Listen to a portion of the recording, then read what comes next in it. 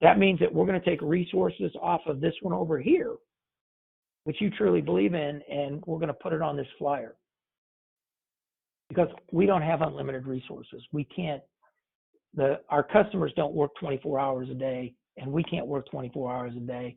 And I can't go from being 20 people to being 100 people for the last week of a quarter. So you have to help me prioritize. And I go, Yeah. you don't want, it's the whole thing. You don't want me prioritizing. You have to prioritize.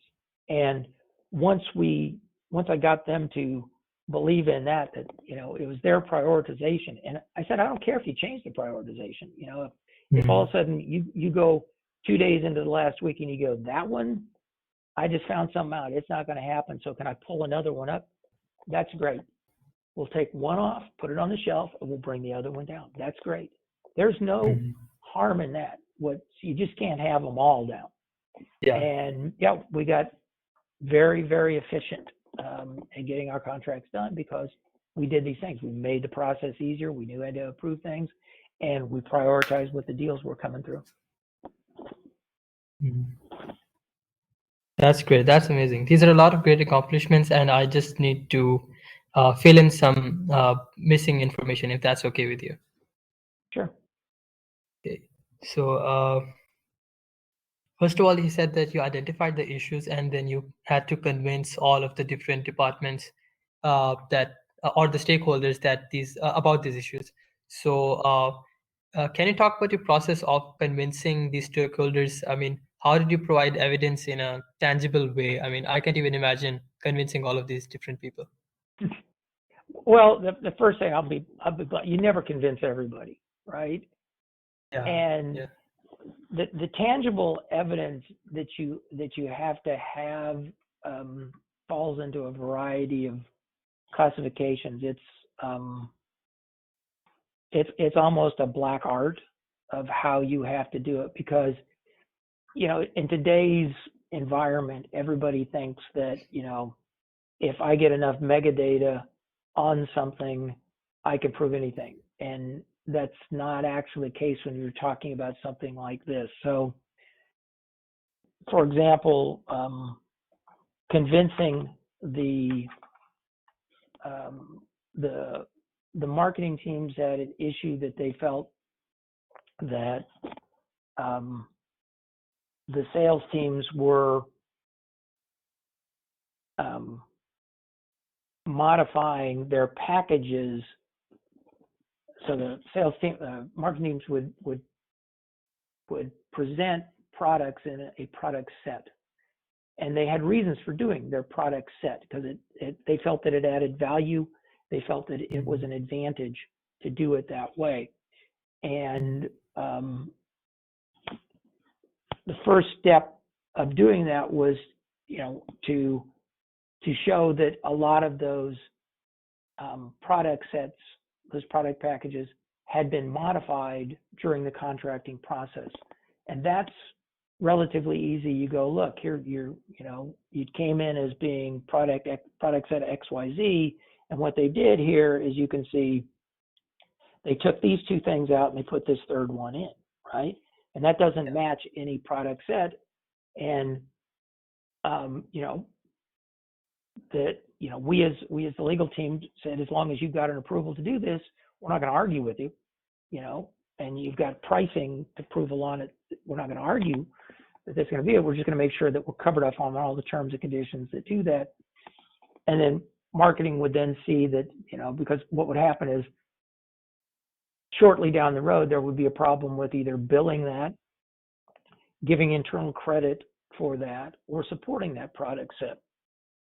So those three groups would come screaming to say, now we have a problem. So now we can say, here's what actually happened. We've got this justification that these groups are complaining that this is an issue. Now, whose fault is it? And we always, and in the beginning, when we started, sales would just kind of do it. And we said, no, you can't do it without marketing support. So then we had to start showing that your marketing teams are actually approving these modifications. So now we can show the flow of how this has happened. What are you going to do about it, right? And And sometimes it was, in a couple of instances, we actually went back and did a contract analysis and said, this package that you're selling has never been sold that way. It's always been sold a different way. So do you want to change the way your package is sold? They didn't, and it continued to be a problem, but at least we pointed out what the issue was going to be. Same thing with pricing. The pricing issue was, in the last week of a quarter, the business teams would say, oh, we're not asking for that much of a discount. But when we actually looked at the numbers, it turned out they were looking at 90% discounts off of the list price of the product, and they're like, no, we're not. See, we only asked for a 5% discount here. Then it was going back and tracking it. That, well, when you first started in your initial proposal, you got a 40% discount. Yeah. So you're now taking discounts off the discounted price, and that's how it gets up to this level. So, we're getting a number, and we're plugging a number into the contract. If this is an issue, then the pricing team has to be tracking this all the way down. So it's like, oh my God, pricing was not tracking the amount of the thing. So, okay, that's not a contract problem. That's a problem in the process. That pricing has to be more available on this. Who gives up, support? Who gives up and says, you're getting a free year of support? Okay, somebody has to do this. And support was like, who's giving it away? Well, right now it says in the process that sales can give away a free year of support. If you don't want to do that, then we need to change who has to give away that free year of support, because they did not realize that 2 years before someone had said, yeah, sales can give up that stuff away. And so now we have to point that out. We can fix this process. So again, not everybody, at the end of the day, not everybody likes it, because again, I point out that you bring people, groups that like to hide, you bring into the light of day.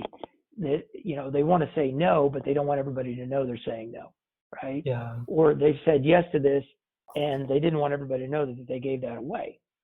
So it's an evolution of how you get all of those out. And again, it's just pointing out where it occurs and how it happens, and making sure that it may be the right thing. You have to make sure that that everybody agrees that that's the way you want to do it. And I'll be honest that we started out doing some of the things one way, and we learned that wasn't the best, so we modified. And that's the other thing you have to constantly do. You have to look at, okay, we fixed it this way, but that exposed a whole bunch of new holes. Let's change it again. And every time you change something, you are going to find people that complain, because the people who realize that was an awesome advantage for them, and it's no longer an awesome advantage, they complain. And the people who now have to make the hard decisions, who used to not have to make the hard decisions, they complain. So it's a constant evolution of how you go through it. I can imagine. See. And so by making all these changes, like streamlining communication and defining who gives the approval, and as well as updating and prioritizing contracts, what impact did all of these initiatives have on customer service? Contracts were done faster, with less, it's never less negotiations, because you always have to negotiate the things, but it was in some instances it was less negotiation, because the sales teams now understood what the guidelines were, and they would then, as opposed to bringing it to legal to make legal explain it, they would just say up front, this is the way we do things. And Mr. Customer, you can have the good price, but if you're going to want to ask for all these things over here, this isn't going to happen. So we need to, you need to understand that, you can't hold on to your belief that you're going to get these things, Mr. Customer, that far down into the sales process, because it's just not going to happen. It was cleaner decision making quicker decision making internal to the organization, because people understood what their roles were. They understood that if this issue came up, they were going to have to deal with it. And they more importantly understood that if they were going to have to deal with it, they had to also understand what other factors could come into play. Because the other thing is that you can't make a pricing decision in a vacuum. You have to understand, what your term is going to be. Are you giving up anything else? You have to understand the transaction as opposed to just you a part of it. So it was quicker in that. It was quicker on changes late in the process, where it used to be that, you didn't know what else had gone on the transaction. Now you could explain, we've already done the following 8 things for this customer. Do you really want to give them this one as well? All right. Or do you think you've given this customer enough? And I think the big thing on all of it is just to understand the biggest change, time-saving change, was that throughout the process, all the various organizations understood that they shouldn't either defer a decision to the end or lead the customer to believe that they could get certain things, right? Like a customer who believes they're going to get unlimited liability for a transaction will hold on to that thought all the way to the end, and they're going to be fighting that to the end, and that becomes, something that you have to give other things to get out of their mind. That we set what our positions were. We will not go past these positions earlier in the transactions, so customers could self-select. If that truly was what they were, going to live and die on, they'd walk away early because we said we're not going to do it. And so, and our sales teams knew that, so they would get that out. So instead of saving some of the stuff for the end where it muddies the waters, I'm going to be upfront with you. You're not going to get that. You're not going to get that. You're not going to get that. All right. We don't do that. So, getting issues taken care of sooner rather than later were big time savings too. And setting customer expectations upfront and right away. Yes. And before this point, you also mentioned that you were managing a team here. And did you have to face any performance issues with respect to the team? Yes.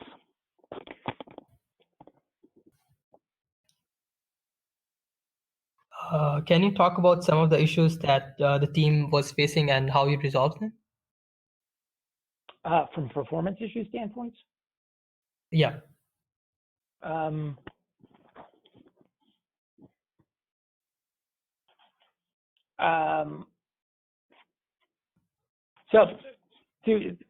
this was, throughout the whole, this is the same thing when I had to deal with the issues, like when I was working in the integration part with Connexa. Performance issues the performance issues were people who, there were some people who this was not their role, right? They had got, some of these people were lawyers who they'd gotten into this because it was,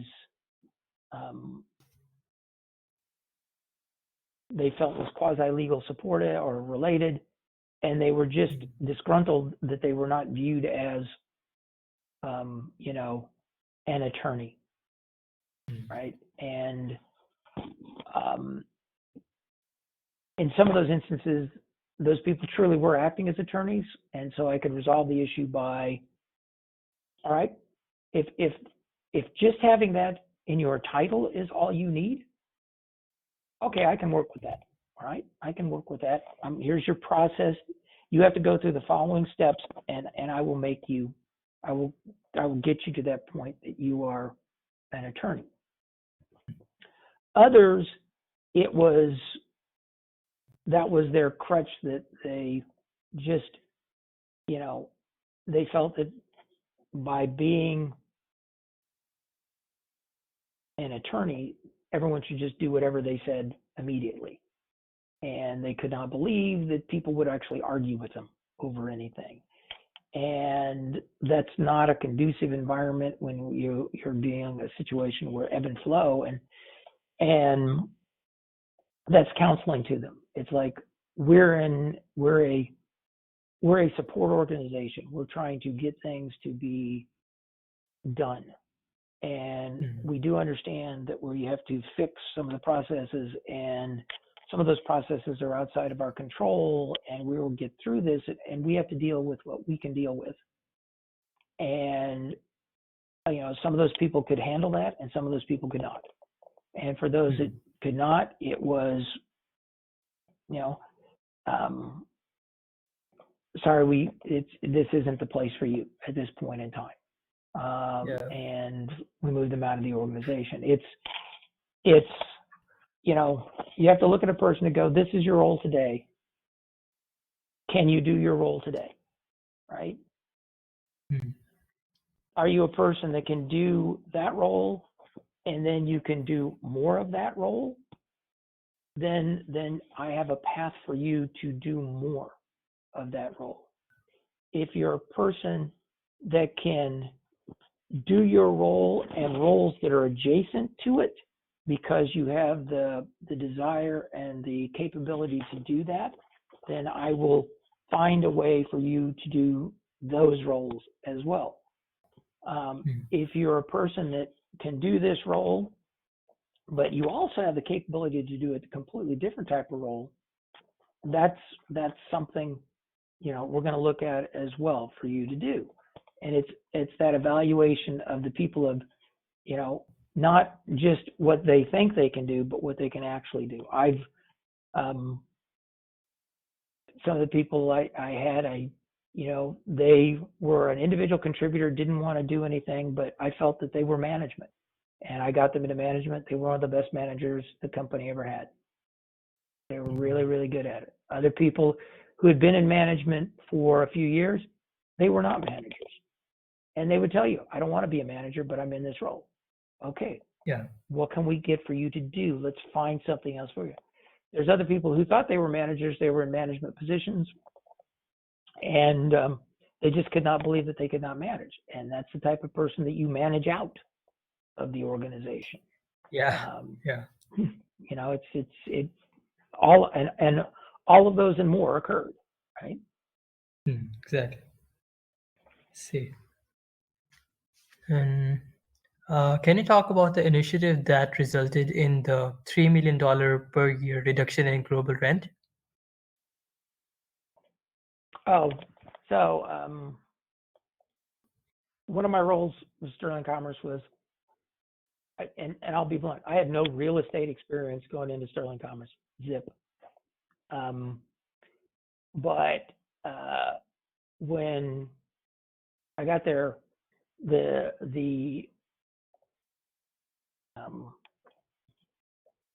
physical plant where we were located at was, we were coming up, one of the things they dropped on me is like 3 months into the job is, in a year and a half, we're going to be, our lease is going to be up here. We have to do something with this. What are we going to do? And to be quite honest, nobody else in the organization wanted to spend literally any time on this, even though it was a huge amount of money, right? So the initiative was, okay, I'm a significant employer. I got a whole bunch of stuff. I need to go look, and I need to do this in a manner that is non-disruptive, because if it got out to my employee base, and I've actually, I take that back. I did have real estate in one other company, and this is where I learned all my lessons. When you go to build or go to a new location, you disrupt everything in your organization. I mean, everything, because people are looking at, do I get as good an office? Is somebody else going to get a better office than me? Is my commute going to be different? Is this, is that, the other thing? And And it's very disruptive. Not even, forget about the point where you're actually moving, but building up to your move, because people are thinking about all those things. They want to have to go look at the new location. They want to drive the new location. They want to make sure that everything is all right with the new location.